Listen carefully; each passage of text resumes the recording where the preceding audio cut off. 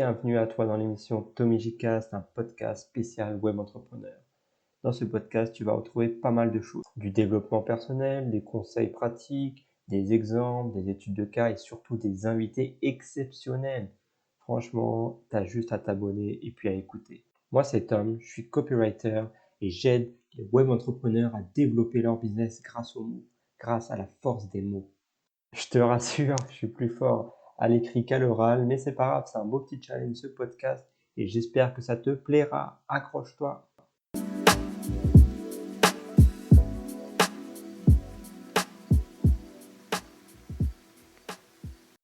Bienvenue à tous. Aujourd'hui, j'accueille Maëva. Je suis hyper content de l'avoir eu parce que Maëva a fait plus ou moins la même chose que moi. Elle aide les personnes, justement, elle accompagne les personnes à définir une stratégie et à lancer correctement et à réussir leur offre digitale.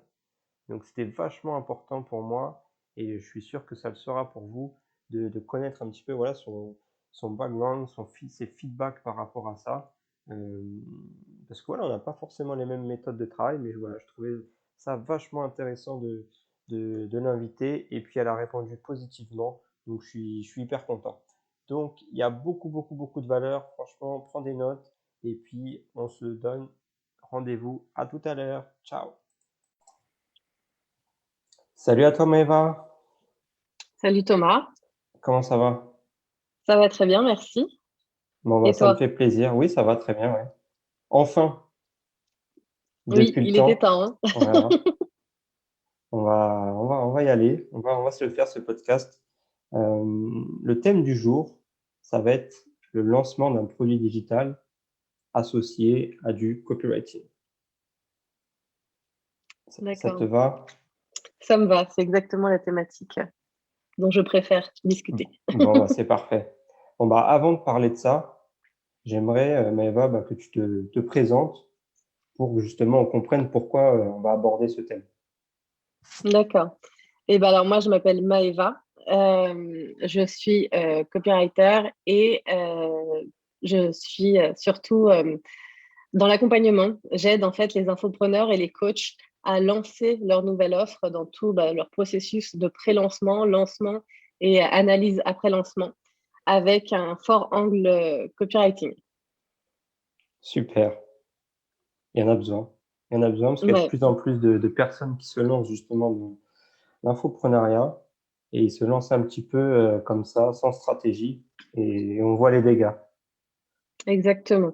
C'est parce que j'avais beaucoup de demandes de personnes en fait qui avaient aucune stratégie, beaucoup de demandes de gens qui voulaient seulement une page de vente, que je me suis rendu compte qu'en fait ils n'avaient pas forcément compris ce qu'il fallait mettre en place et que la page de vente c'était pas forcément ce qui allait faire tout le résultat. Ouais. Bon, ça me rassure, c'est ce que je dis aussi à mes clients. Alors, Maëva, il faut quand même qu'on remette les choses au clair parce que quand j'ai dit à certaines personnes que j'allais interviewer euh, une personne dans le même domaine que moi, on m'a dit, mais Tom, t'es fou, pourquoi tu fais ça? T'es en concurrence, machin chouette. Et je reviens un petit peu sur un des posts que tu avais mis sur Insta. Euh, En fait, personne n'est en concurrence avec personne. Exact, exact. Du coup, moi, ça me faisait archi plaisir de t'interviewer pour justement qu'on partage nos connaissances dans ce domaine et qu'on aide un maximum de personnes. Ouais, carrément. Parce qu'en plus, je suis carrément d'accord avec ça. Il n'y a pas de concurrence, en fait, parce qu'on a une personnalité qui nous est propre. On a une offre qui nous est propre, en fait. Et du coup, on va attirer des clients qui sont différents. J'ai remarqué qu'on n'a pas forcément la même communauté déjà. Il y a assez vraiment de travail pour tout le monde. Ouais. Donc, c'était important de le souligner justement avant d'aborder tout ça. Voilà, c'est que de la bienveillance. Si on peut s'entraider, moi, personnellement, je le ferai avec plaisir. Exactement, exactement. En plus, on n'a pas forcément des emplois du temps à rallonge.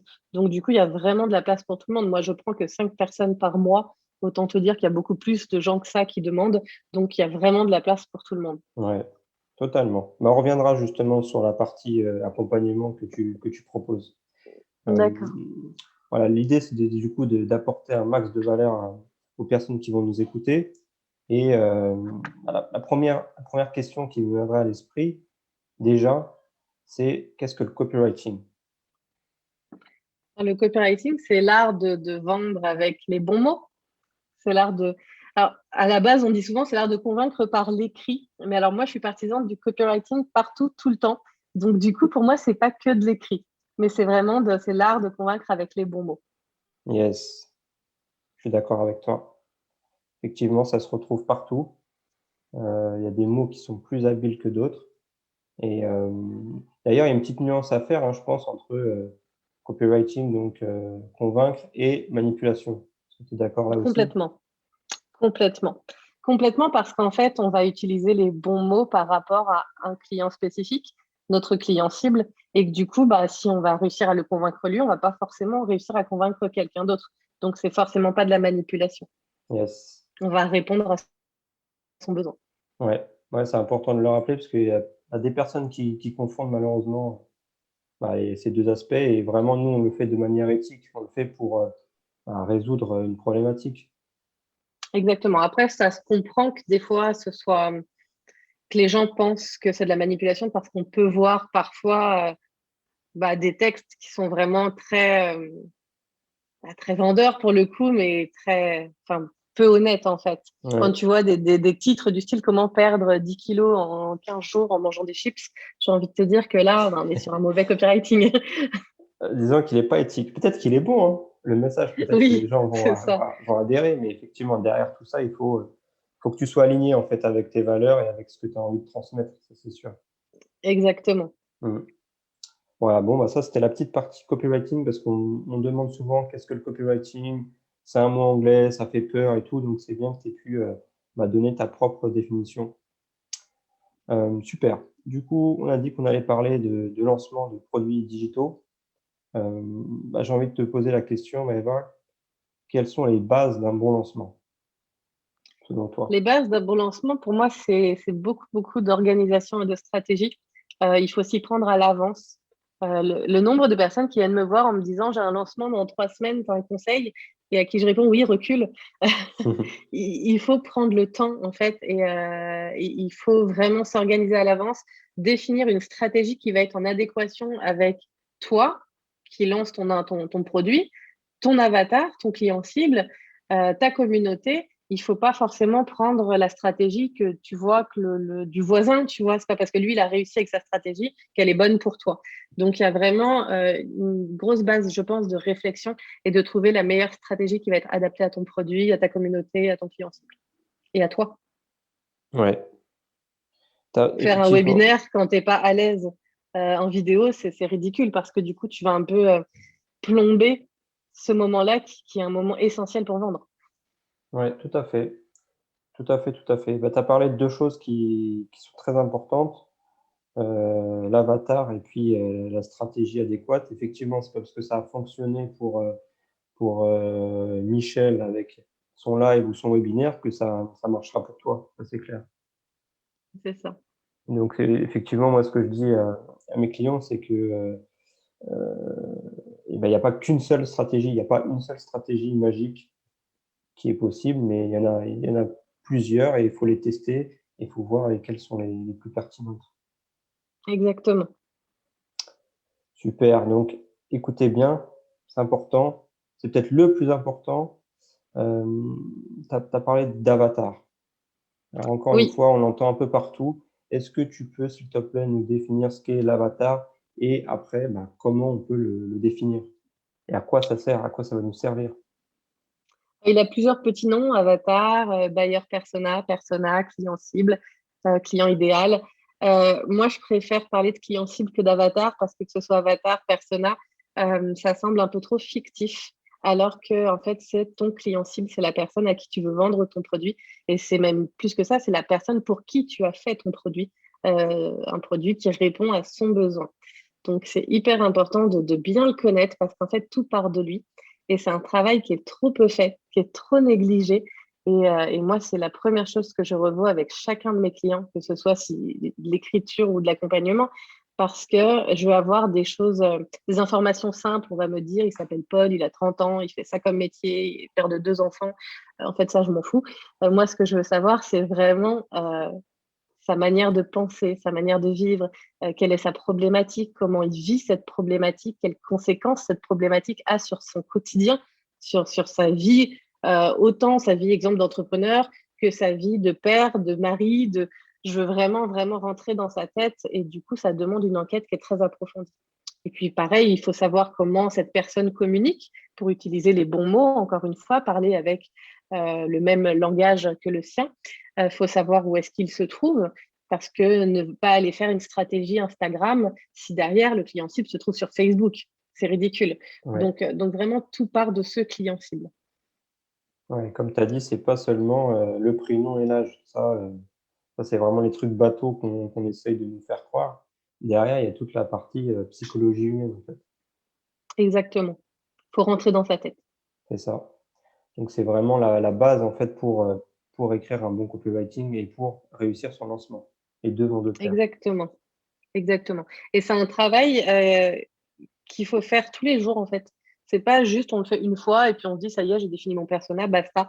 Le persona, c'est une vraie personne, donc elle évolue, elle a des problématiques qui évoluent aussi, des émotions qui évoluent en fonction de la conjoncture aussi, de ce qui se passe autour de lui. Donc c'est un travail qu'il faut faire au quotidien. Ouais, tout à fait. Donc les bases d'un bon lancement, principalement organisation et définition de la stratégie, C'est ça. plus la communication. Et justement, tout à l'heure, tu as parlé comment dire? La durée, enfin du délai. Quand tu dis qu'une personne vient te parler, pour un lancement dans 3 semaines et toi tu dis: «Bah, il faut décaler la date». Selon toi, même si ça varie selon les différents projets, il faudrait faire cet exercice combien de temps avant un lancement? Moi, pour moi, le bon timing, et voilà, il faut savoir que c'est ce que moi je pense, donc c'est pas une vérité absolue, ça va dépendre de différents facteurs. Mais pour moi, 3 mois, c'est bien. 3 mois, tu commences 3 mois avant à faire ton rétro-planning, à poser tes objectifs, à définir ce que tu vas faire, quand tu vas le faire. Ça va te permettre en fait vraiment d'arriver sur ton lancement plus sereinement et de préparer aussi ta communauté à ce qui va arriver, parce qu'il faut les préparer à un produit qui va être à vendre et qui vont susceptiblement avoir envie d'acheter. Ouais. Oui, on sort pas du jour au lendemain, une formation en disant: «Coucou, j'ai une formation». Exactement. Ça ne fonctionne pas ça. Et justement, l'une des remarques qu'on me fait par rapport à ça, le fait de justement, commencer à engager cette communication, j'ai eu plusieurs remarques du style, «Ouais, mais ça va saouler mon audience». Toi, qu'est-ce que tu réponds justement quand tu reçois ce type de questions, de réflexions? Alors honnêtement, je réponds toujours que si tu dis des trucs chiants, tu vas saouler ton audience. Donc voilà, si tu dis des trucs chiants, oui, tu vas saouler ton audience. Si à l'inverse, tu apportes de la valeur, moi vraiment, mon truc, c'est de donner. Je donne, je donne. Il n'y a pas de différence entre mon contenu gratuit et mon contenu payant.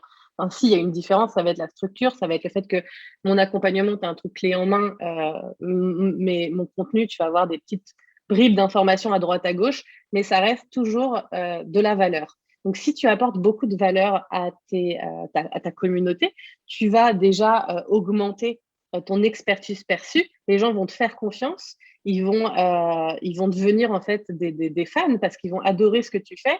Ils vont en plus être heureux de pouvoir mettre en application ce que tu fais. Et quand tu vas sortir ton produit, ils seront les premiers à être là pour acheter. Donc, il faut parler de ce qu'on fait, il faut parler de ses offres, il ne faut pas hésiter, il ne faut pas avoir peur. On ne saoule pas les gens. Donc, si tu dis tous les jours je vends, je vends, je vends, je vends, bah là, tu vas peut-être saouler. Mais si tu as un jour où tu présentes ton offre, que le lendemain, tu apportes beaucoup de valeur en indiquant que tu as une offre aussi, mais tu vas d'abord leur apporter de la valeur. Et puis un autre jour, tu vas peut-être répondre aux objections. Tu vas peut-être répondre à une autre problématique, mais qui est toujours en rapport avec ton offre. De manière, voilà, toujours faire un lien. En fait, tu vas pas saouler les gens. Mmh. Et dernière chose, en fait, il n'y a que toi qui consommes tout ton contenu. Donc, il y a des gens, en fait, tu vas faire un lancement, tu vas avoir l'impression d'harceler, de parler que de ton offre tout le temps. Et le dernier jour, tu as des gens qui vont dire: «Ah bon? Ah, tu fais un lancement? Ah, tu vends ça?» et, et ça, je te jure, moi, j'ai des gens, je ne sais pas si tu as suivi le lancement de Catching. Donc, Ouais. qui était quand même un lancement du bundle catching. Donc, tu avais quoi? C'était 11 ou 15 entrepreneurs, 15 personnes à parler du bundle catching pendant un mois, hein, tous les jours, hein. Et j'ai encore des gens qui m'ont dit, mince, j'ai raté. Je me comment t'as fait pour le rater? J'en Ouais, pouvais plus. franchement, ils abusent là. C'est clair. Donc, faut pas hésiter à en parler vraiment. Tu as encore des gens qui rateront l'information, même si tu en parles tous les jours. Ouais. Et puis je crois, de mémoire, j'avais lu une stat qui disait il faut avoir vu ou entendu, je crois que c'était 7 fois le produit avant d'acheter. Oui, c'est ça. C'est exactement ça. Donc ouais, encore une fois, il faut pas hésiter à communiquer là-dessus. Et comme tu as dit, il y a différentes formes de le faire. Tu as différents canaux. Donc faut vraiment insister là-dessus. Il faut vraiment, comme tu as dit, varier les choses pour que chacun soit touché là-dessus. Ouais. Exactement. Puis, il faut pas vraiment hésiter à en parler beaucoup. C'est comme quand tu as un freebie ou un lead magnet, pareil, tu as plusieurs noms. Ne pas hésiter à parler, à dire que tu l'as, à dire qu'il est téléchargeable à tel endroit parce que les gens, ils peuvent voir ta story, te dire, ah oui, elle a un lead magnet, mais là, je suis occupée, j'irai le télécharger plus tard. Sauf qu'en fait, sa vie continue à cette personne-là. Et du coup, juste, elle oublie. Et hop, le fait que tu répètes encore et encore, le jour, elle va se dire, ah oui, tiens, aujourd'hui, je vais y aller le télécharger. Mmh. Ouais, ouais, bah, c'est aussi le rôle de la répétition et surtout quand on transmet un message aussi, ce qui est important de le dire, c'est, le call to action, en fait. C'est de dire aux gens, Ouais, de télécharger, le freebie, d'aller, acheter telle ou telle chose. Hem, exactement. moi, j'insiste aussi beaucoup sur la partie, call to action. Je sais pas toi, quel est ton avis par rapport à ça? Ah si, tu as Heu, tout à fait raison. Et puis, il faut vraiment un verbe d'action. Il ne faut pas dire n'hésite pas à aller télécharger. Non, télécharge mon guide. voilà, ouais. Faut Et toujours il ne faut pas essayer. hésiter aussi à prendre la main des gens. C'est-à-dire à leur montrer où ça se trouve, à leur montrer que tu as juste un clic à faire, à les prendre par la main. Oui, mais c'est toujours ça, en fait. Il y a certaines personnes qui n'ont pas du tout conscience qu'elles ont un problème, d'ailleurs. Tu es Mm, quand tu es devant ses yeux et elle, elle est, je sais pas, elle a ses œillères, elle voit rien et donc comme tu dis, le fait de le prendre par la main, ça va le drainer et puis il aura plus le choix de passer à l'action. exactement. Ouais, donc la répétition est vraiment très important. OK, super. Justement, là, tu aurais des petits conseils à donner, Maëva, pour, bah, je sais pas, une personne qui veut lancer prochainement son offre, s'y prend, à l'avance, 3 mois avant. Heu, allez, on va prendre un exemple, qu'est-ce qu'on pourrait prendre? Heu, allez, un prof de yoga, par exemple, je sais pas si tu t'y connais en yoga, mais ou un prof de sport, peu importe. Quelqu'un qui veut lancer du coup un produit digital, une formation, par exemple, hem, quel va être à peu près le process, du tunnel de vente? Du tunnel de vente ou du lancement? Bah, on peut commencer par le lancement, sachant que le tunnel, en fait, est un peu lié dedans. Il est inclus dedans, ouais, Mmh. c'est ça. Moi déjà, je vais leur bon, ça va être on va s'organiser, créer un rétro-planning, créer, une stratégie de communication et une stratégie de lancement. Ça va être, qu'est-ce que tu veux mettre en place, à l'entrée de ton tunnel de vente justement? Est-ce qu'on va commencer par une masterclass? Est-ce qu'on va commencer par, un challenge? Et ça va beaucoup dépendre aussi, de la thématique. Exemple, pour une thématique de yoga ou de sport, un challenge, ça peut être sympa parce que du coup, tu vas faire un challenge sur 5 jours. Tu vas leur donner des exercices chaque jour. Tu vas faire participer ta communauté. Et à ce moment-là, toi, tu deviens un peu quelqu'un qu'ils connaissent, quelqu'un en qui ils ont confiance. Et du coup, ça va augmenter ton taux de conversion parce que les gens achètent chez les personnes qu'ils connaissent et en qui ils ont confiance. Donc, le challenge, ça peut être quelque chose d'intéressant. Et le process, ça va être de les faire rentrer dans le challenge. Donc, à partir de là, tu vas récupérer leur email et ça va déclencher derrière le début de ton tunnel de vente avec une séquence email de vente qui va les rediriger vers ta page de vente pour les emmener à l'achat de ton programme. Ouais. Bon, ça peut paraître un peu technique comme ça, à l'oral, Mmh. mais visuellement, c'est l'entonnoir, en fait. Exactement, c'est Il y a ça. beaucoup de Et en trafic qui fait, rentre, ouais. pour les emmener à ce challenge, tu as toute une stratégie de communication qui se fait en amont. Et là, ça va être ta stratégie de contenu qui peut être sur 1, 2, 3 réseaux sociaux. Ça peut être sur du podcast, ça peut être sur ta chaîne YouTube, peu importe ce que tu as choisi. et tu vas les emmener par ton contenu, leur faire prendre conscience. Moi, je parle beaucoup en fait à mes accompagnés de l'escalier de vente. Ton client cible, à la base, il n'a peut-être pas forcément conscience qu'il a un problème. Ou Ouais, alors, il n'a pas forcément conscience de son réel problème. Parfois, il se dit, bah, j'arrive pas à avoir de clients et mon problème, c'est ça. Et en fait, non, le vrai problème, c'est autre chose. Donc, toi, ton travail, ça va être de lui faire monter cet escalier de vente, donc de lui faire prendre conscience qu'il a un problème, que c'est ça son vrai problème. Ensuite, de lui faire prendre conscience bah, qu'il y a des solutions à son problème, qu'il n'est pas irrémédiable, tu vois, qu'il va pouvoir le régler. Ensuite, lui faire prendre conscience que toi, tu as la solution. Là, tu vas devoir faire connaissance avec lui, le mettre en confiance, lui prouver ton expertise et petit à petit, l'emmener en fait à passer à l'achat. Mais c'est vraiment des étapes et dans ta stratégie de contenu, c'est important que ce soit une stratégie d'emailing, une stratégie sur les réseaux sociaux, c'est de prendre en compte en fait le stade, l'endroit où se trouve ton client cible pour que tu puisses avoir la communication la plus adaptée à lui, à ses besoins. ouais, tout à fait, ouais. Et tu as parlé plusieurs fois de séquence mail. J'aimerais que tu nous dises, Maëva, quel est, selon toi, encore une fois, hein, le rôle du mail dans le lancement d'un produit digital. Alors pour moi, l'emailing, c'est le plus important. Enfin, c'est le plus important. Mon objectif dans ma stratégie, ça va être d'emmener les gens dans ma liste email. Déjà, pourquoi? Parce qu'en fait, les réseaux sociaux ne vous appartiennent pas. Du jour au lendemain, s'il y a un bug ou si Instagram, Facebook, peu importe, décide de vous virer de là, vous avez 10 000 abonnés, vous perdez tout. Mmh. Et il n'y a pas d'excuse, hein. C'est comme ça, il n'y a pas moyen de récupérer. Alors que si vous avez vraiment mis en place cette stratégie d'emailing, vous aurez des gens qui vont vous avoir donné votre liste email, donc en échange d'un cadeau gratuit, et des gens qui ensuite, vous allez pouvoir communiquer, mettre en place voilà, une stratégie emailing pour leur faire monter le même fonctionnement que sur les réseaux sociaux, cet escalier de vente, créer un lien avec eux, leur apporter de la valeur pour leur proposer ensuite vos produits en vente. Pour moi, c'est eux les premiers acheteurs. Je dis toujours, c'est mes VIP, les gens qui sont dans ma liste.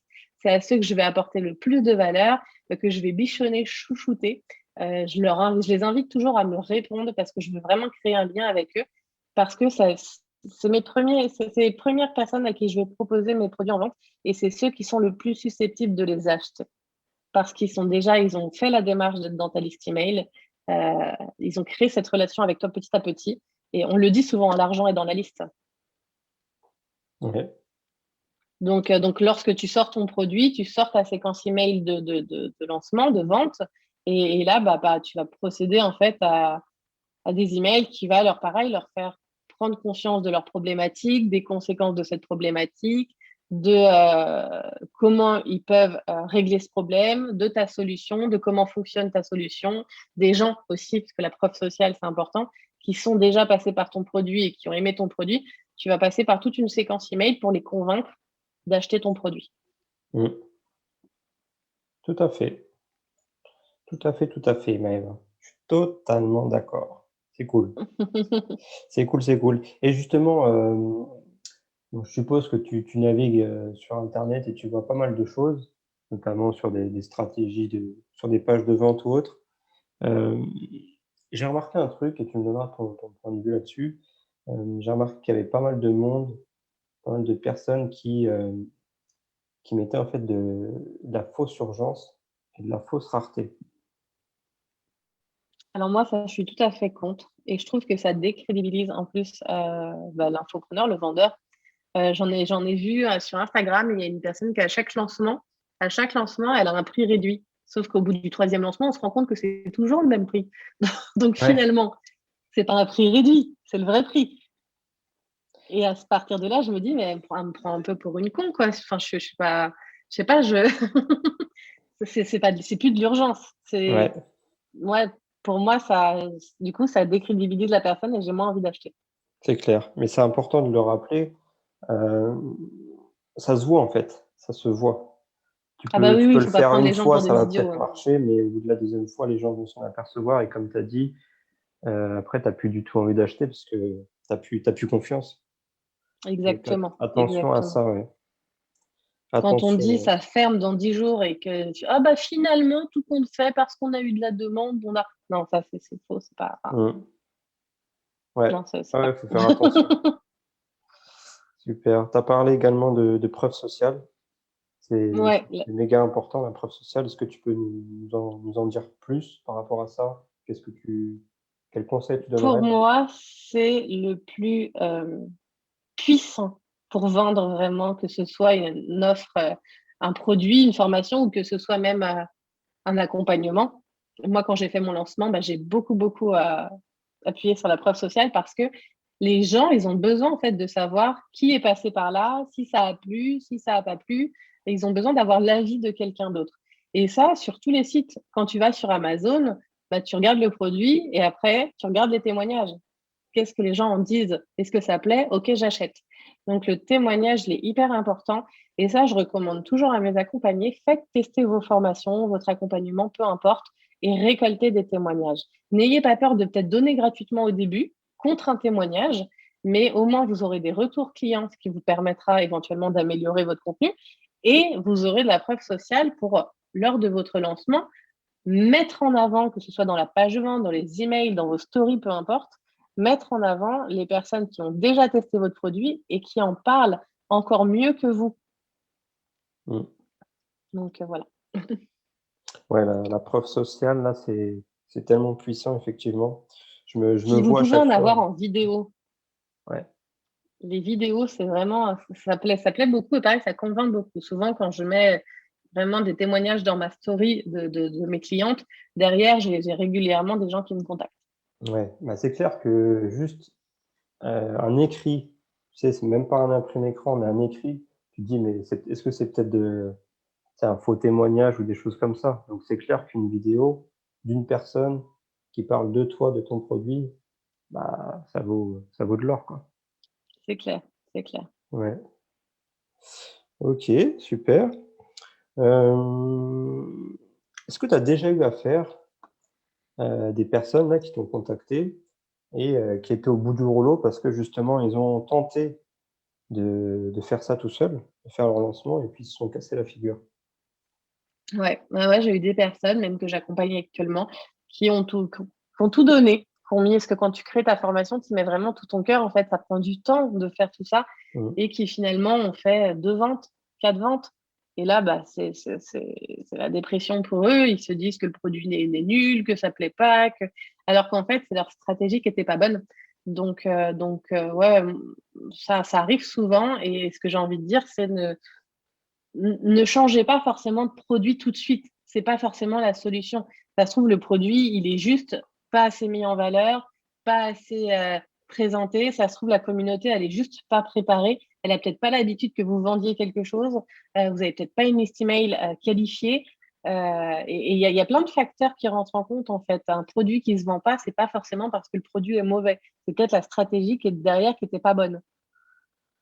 Oui, tout à fait, ouais. D'où l'importance d'analyser les statistiques, de faire un bilan, du 1er lancement pour voir ce qui a fonctionné et ce qui n'a pas fonctionné, quoi. C'est clair et pas hésiter à demander un œil extérieur, pour avoir un autre avis. Parce que nous, quand on sait notre business, on a le nez dedans, on n'a plus le recul nécessaire. Ouais, on est plus objectif aussi, ouais. Exactement. Ouais et ben, on en vient à la prochaine question. Hem, Forcément, moi, je connais déjà ta réponse. Mais voilà, est-ce que, voilà, une personne qui démarre, qui veut lancer son produit, hem, est-ce que pour toi, il peut le faire tout seul ou il doit se faire, justement accompagner?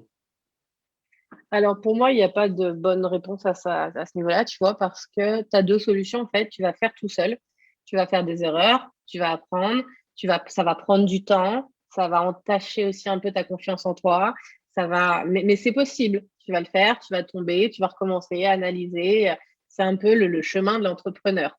Donc tu Mmh. as ce chemin-là où tu es tout seul, tu apprends tout seul, tu te formes, tu prends des livres, tout. Aujourd'hui, on a quand même sur internet la capacité de trouver tout ce qu'on veut comme information. Ouais, mais ouais, on Ou change de temps, c'est ça.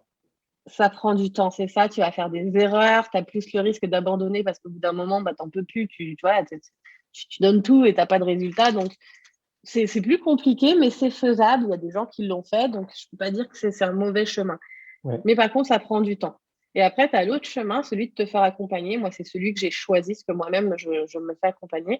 Euh, Où là, bah, c'est un peu prendre l'ascenseur là où l'autre prend l'escalier. Toi, tu arrives directement, tu es frais, tu as quelqu'un qui t'a guidé, qui t'a poussé, qui t'a permis de franchir les étapes pas à pas, qui t'a donné et son savoir technique, stratégique, mais aussi qui t'a donné sa force, sa motivation. Moi, il y a dans mon accompagnement, des fois, j'ai les filles, elles m'appellent, elles sont en mode j'en peux plus, je suis stressée, ça va bientôt commencer, je sais pas quoi faire. Elles ont un moment de panique. Alors, si elles sont toutes seules, bah, à ce moment-là, c'est la crise. Moi, je suis un peu la force calme qui vient, qui remet un peu tout au clair.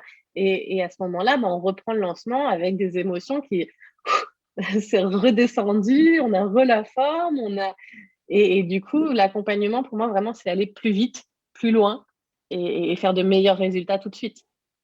ouais, ça va être là effectivement la différence. Exactement. Super. OK, très bien.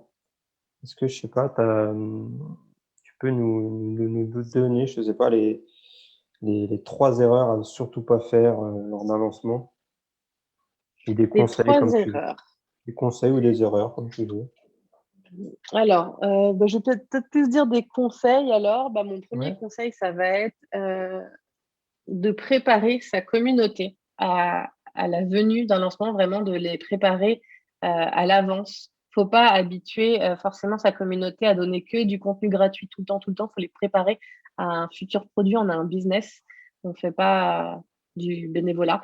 Donc, ça va être vraiment de préparer sa communauté. Et quand je parle de communauté, j'entends les réseaux sociaux et la liste email. Donc, mon premier conseil, ça va être ça. Mais ça va être aussi ne pas, on va dire que mon deuxième conseil, ça va être ne pas attendre d'avoir 10 000 abonnés sur Instagram, d'avoir 1000 abonnés sur sa liste email, parce que c'est pas ça qui fait que vous allez avoir des résultats. Il mmh, faut viser les personnes qualifiées. Donc, mieux vaut avoir moins d'abonnés. Moi, sur Instagram, je vends depuis que j'ai moins de 500 abonnés, mais j'avais une communauté qualifiée. Donc, misez vraiment sur votre client cible. Apprenez à le connaître en profondeur pour créer du contenu qui l'intéresse et qui l'attire. Vous aurez comme ça une communauté qualifiée et des gens qui seront prêts à acheter vos produits. yes. Et on va dire que le troisième conseil, c'est n'hésitez pas à faire appel à un copywriter parce que ça change quand même d'avoir un bon tunnel de vente, une bonne page de vente, que d'avoir quelque chose d'approximatif. Super, bah, écoute, moi je partage également tes conseils. Nickel, franchement nickel.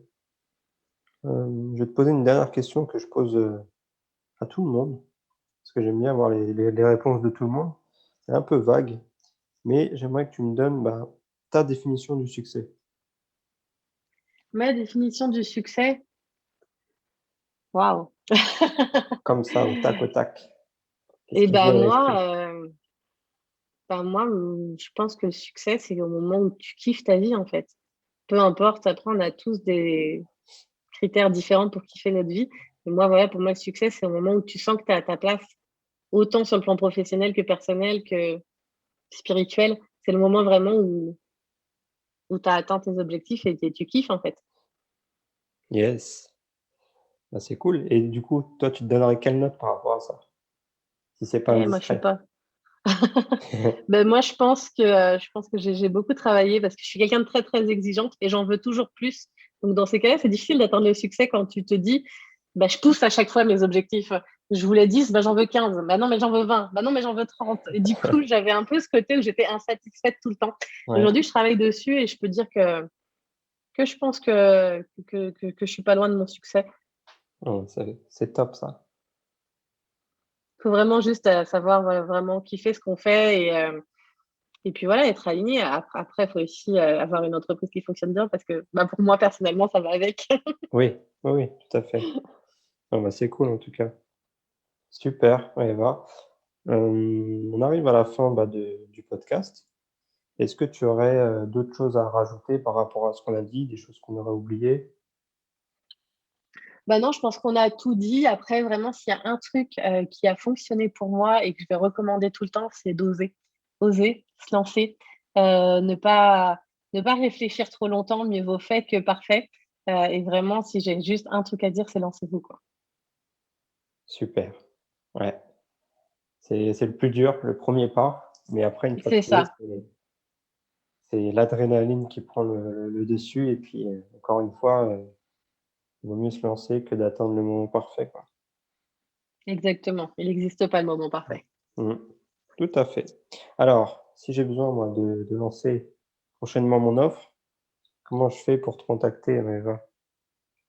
Alors, bah, moi, c'est principalement sur Instagram. Donc, mon pseudo, c'est Mae, M-A-E, copywriting. Et voilà, me contacter en privé sur Instagram. Sinon, après, j'ai un site internet qui s'appelle francecopywriting.fr. OK, bon on mettra Tout les en différents minuscules, liens. sans tiret, sans rien. Mmh. Je mettrai tout, en description. Mais Super. faites vite parce que, comme le disait Maëva en introduction, ces places sont J'ai que limitées. 5 places, c'est Voilà. ça. Et bon, elle a que 2 mains, elle peut pas s'occuper de tout le monde. Voilà, c'est ça. J'ai surtout que 24 heures dans ma journée. Aussi, ouais. Super. Bah, écoute, je te remercie en tout cas. Et ben, avec plaisir. Merci de m'avoir invité. Ça m'a fait très plaisir. Il y a pas de problème et puis, bah, je te souhaite une excellente réussite. Merci beaucoup, À toi aussi. bientôt, ciao. À bientôt. Yes, voilà, c'est la fin de l'épisode. Je suis hyper content d'avoir pu faire cette interview avec Maëva. 2 approches, 2 visions différentes, même si elles sont plus ou moins complémentaires. Ça nous rassure. Enfin, voilà, c'était important de pouvoir échanger sur ce thème qui est méga, méga important parce que comme je l'ai dit en intro, il y a beaucoup, beaucoup de monde qui veulent se lancer, mais ils font les choses à l'arrache et malheureusement, ils s'y prennent sans stratégie et du coup, ils se cassent la figure. Et une fois que ça arrive, bah, ils arrêtent, ils abandonnent et c'est pas le but. Donc voilà, très important. J'espère que vous aurez compris les choses, que vous aurez noté les petits tips que Maëva vous a donnés et surtout passez à l'action. N'hésitez pas à liker, commenter, partager, bref, interagissez. Dites-nous si vous avez aimé, dites-nous si vous allez appliquer les différents conseils que Maëva vous a donnés. Et puis voilà, on se dit à très bientôt. Ciao!